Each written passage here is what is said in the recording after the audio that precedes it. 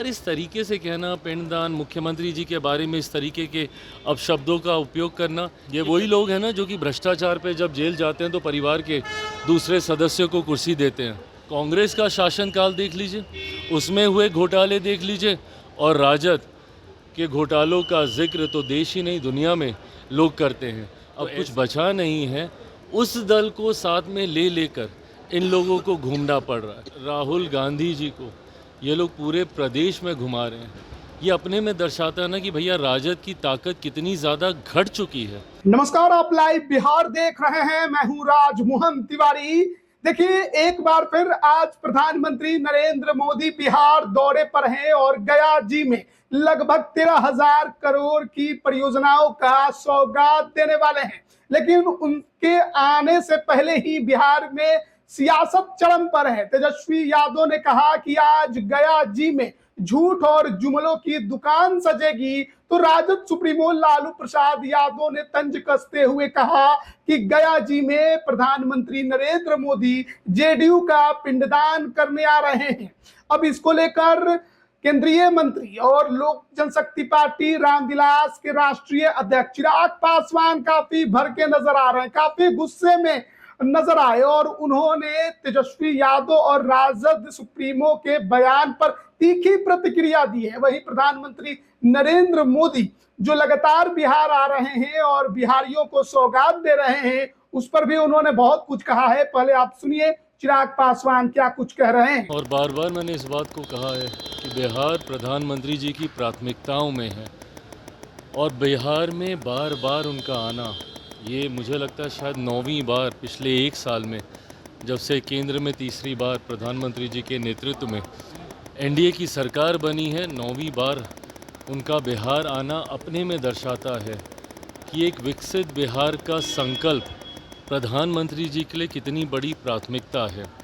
ऐसे में आज एक बार फिर हज़ारों करोड़ों की सौगात बिहारियों को वो समर्पित करके जाएंगे।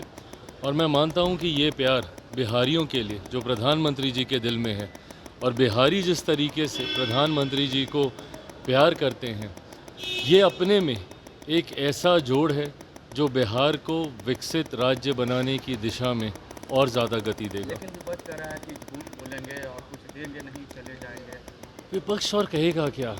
विपक्ष इस बात से घबराया हुआ है कि क्योंकि मुद्दा तो इसी बात को ये लोग बनाना चाहते थे ना, कि प्रधानमंत्री जी ने बिहार के लिए क्या किया, प्रधानमंत्री जी बिहार आते नहीं, प्रधानमंत्री जी बिहार को देखते नहीं, जब चुनाव आता है तभी बिहार आते हैं। यही बातें विपक्ष मुद्दा बनाता।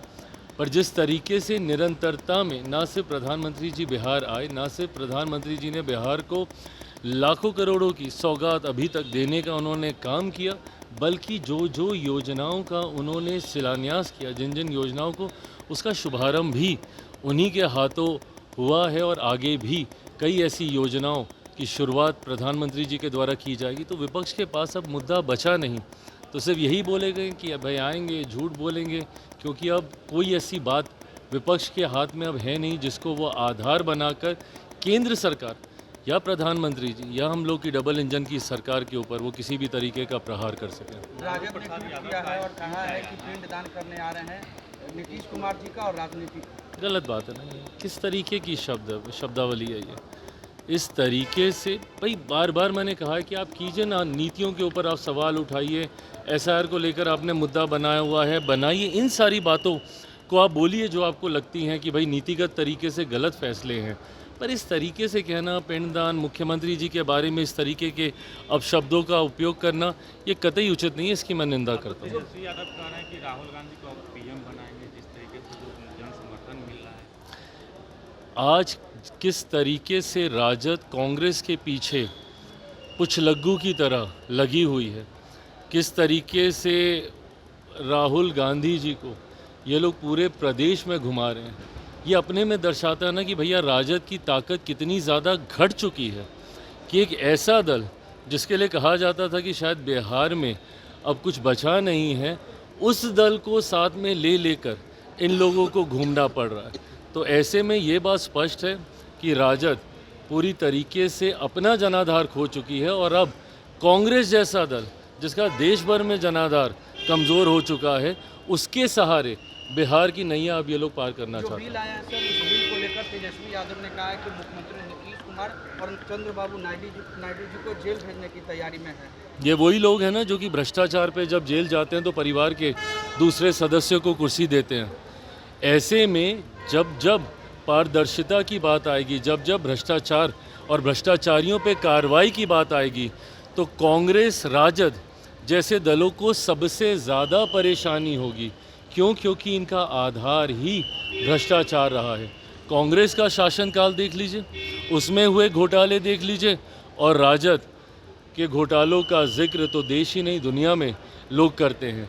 तो ऐसे में जब जब केंद्र की सरकार भ्रष्टाचारियों के खिलाफ ऐसे बिल लेकर आएगी तो सबसे ज़्यादा तकलीफ इन्हीं लोगों को होगी। तो अभी आपने सुना, केंद्रीय मंत्री चिराग पासवान को पटना पहुंचे थे और गया जी जाने वाले थे, प्रधानमंत्री नरेंद्र मोदी के कार्यक्रम में शामिल होंगे।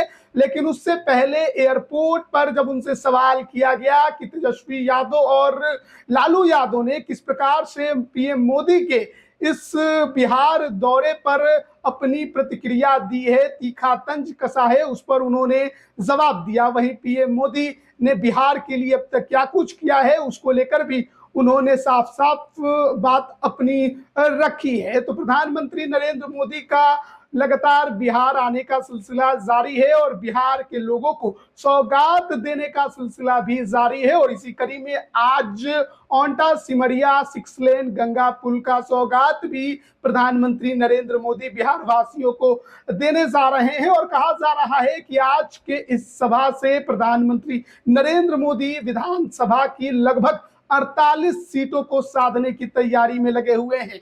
यानी कि एक तरफ मुंगेर प्रमंडल और दूसरी तरफ मगध।